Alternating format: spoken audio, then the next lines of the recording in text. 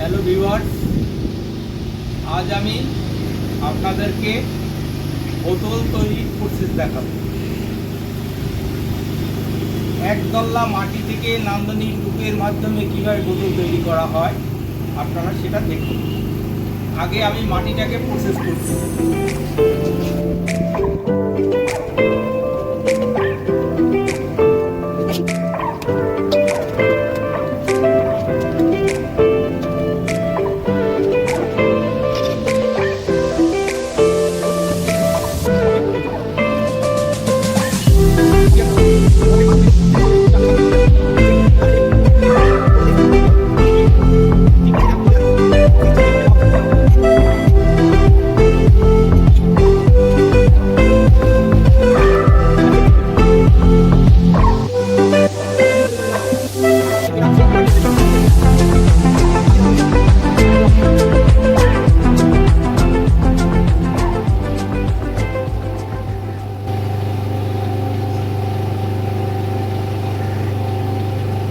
এই ধরনের বোতল যখন আমি ছোট অবস্থায় ছিলাম তখন দোকান থেকে কেরোসিন আনার জন্য এই ধরনের বোতল ব্যবহার করতাম।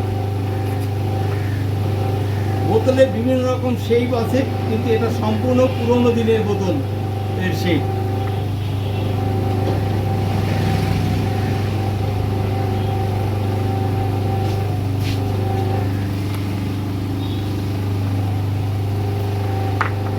দেখুন, এই হারিয়ে যাওয়া বোতলের শেপ।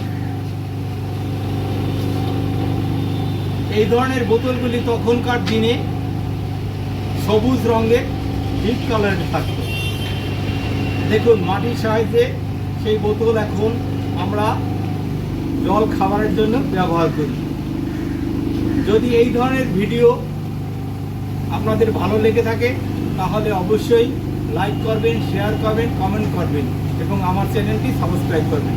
আপনাদের অসংখ্য ধন্যবাদ।